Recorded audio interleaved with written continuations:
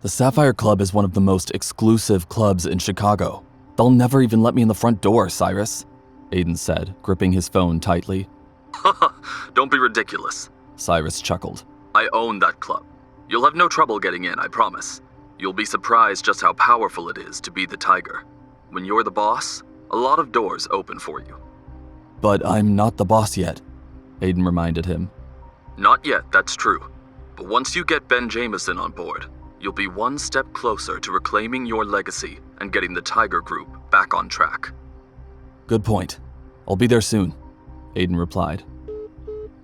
He hung up the phone, threw on some shoes, and headed out to the Sapphire Club.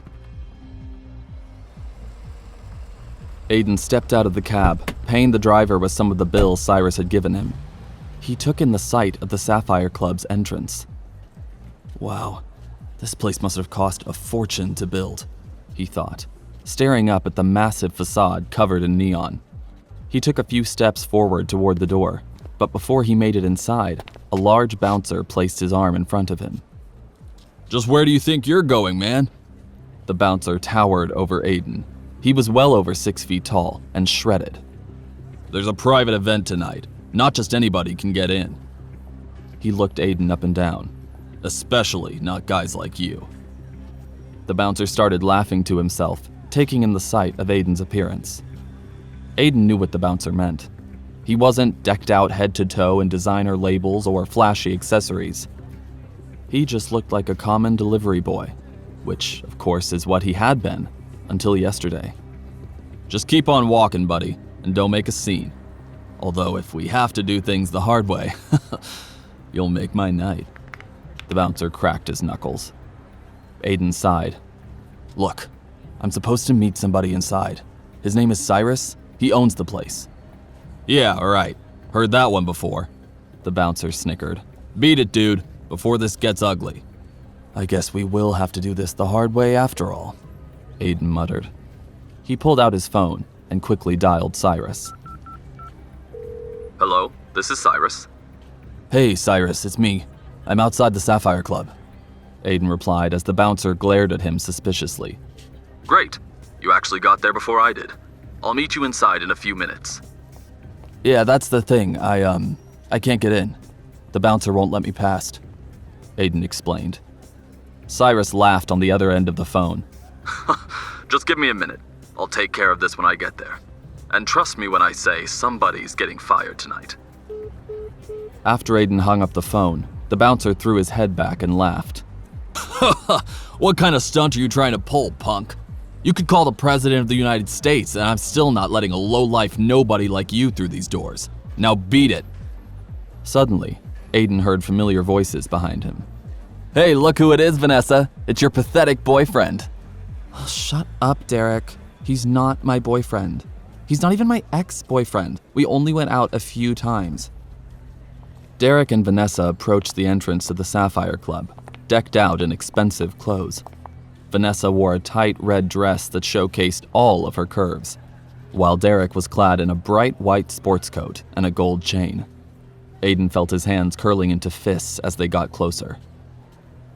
Sorry, Derek, but the only pathetic person around here is you spoiled prick. Derek reeled his head back, laughing hysterically. Oh, that's too good. You got me. I'm the pathetic one. You know, that's some big talk from a guy who they won't even let inside. Vanessa smirked. What's gotten into you, Aiden? Are you drunk or something? I've never heard you talk like this before. What's a dipshit like you doing here anyway? Making a delivery? Derek wiped tears from his eyes, still laughing.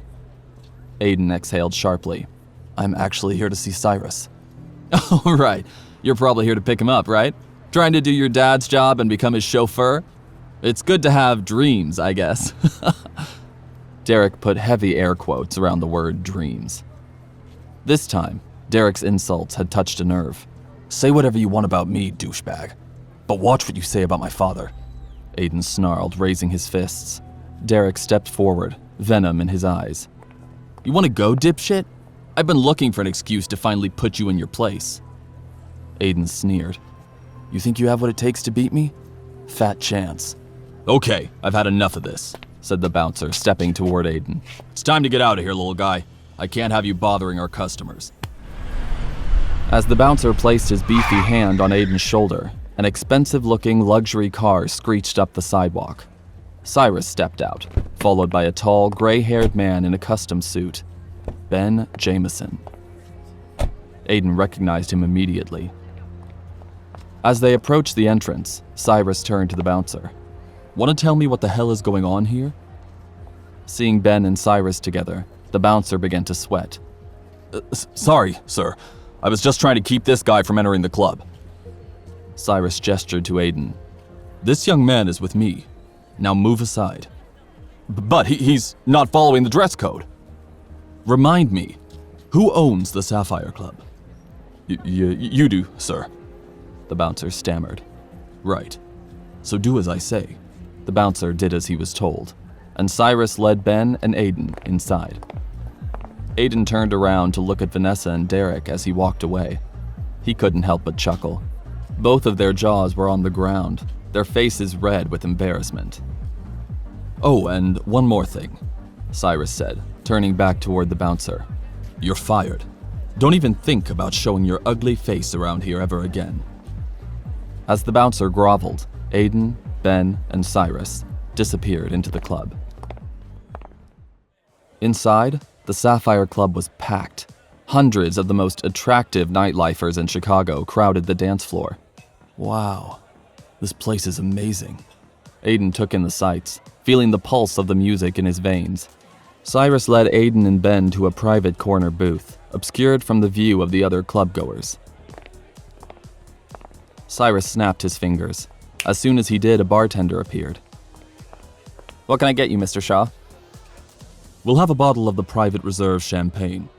"Right away, sir. Welcome, Mr. Jameson." The bartender scurried away, frantic. Within seconds, the bottle appeared before them in a golden champagne bucket, engraved with SC for Sapphire Club. The bartender poured each of them a glass, and then hurried away once again. Cyrus turned to Aiden. Well, go ahead. This is your show now. Aiden turned to face Ben. Mr. Jameson, it's so great to finally meet you in person. I've heard a lot about you. My name is Aiden Callahan. I'm the Tiger. Ben furrowed his brow. "You're Samuel's son." He eyed Aiden up and down, seemingly unsure. Cyrus nodded in approval. I thought Aiden should meet some of the best and brightest in the Tiger Group before he officially steps up to run things.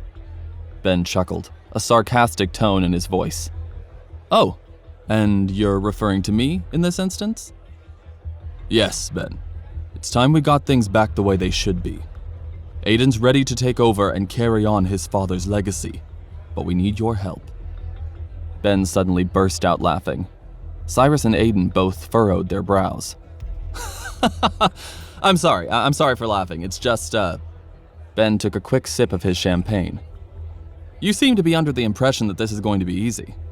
You think you can just walk in here and say that you're the Tiger? Why should I take your word for it? He's wearing the ring, Cyrus pointed out. Ben glanced down at Aiden's hand. When he observed the gold ring with the green gemstone, he furrowed his brows. "So I see. But jewelry alone means nothing. If you really are who you say you are, then you should be able to back it up." Aiden grinned. "I was hoping you'd say that." "Oh, really? Were you now?" Ben smirked. "How about you prove it? You and me, mano a mano. No weapons, no nothing. You're gonna have to take me in a fair fight. If you win, I'll help you reclaim the Tiger Group. If you lose, well, let's just say you can forget it. So, are you in or are you a coward?" Aiden stood up. "Let's go. Right here and right now." Ben crossed his arms. "I like your attitude, but it takes more than attitude to win in a fight. So are you ready to settle this, once and for all?" Aiden inhaled deeply, strengthening his resolve. "I can't let him beat me. If I lose, I'll lose everything my father left for me. But if I win, I'll gain his respect and prove to everyone that I really am the Tiger." Will Aiden be able to defeat Ben in a fight? Or will Aiden have to give up everything his father left for him and say goodbye forever? To listen to the full audio series, install the Pocket FM app now.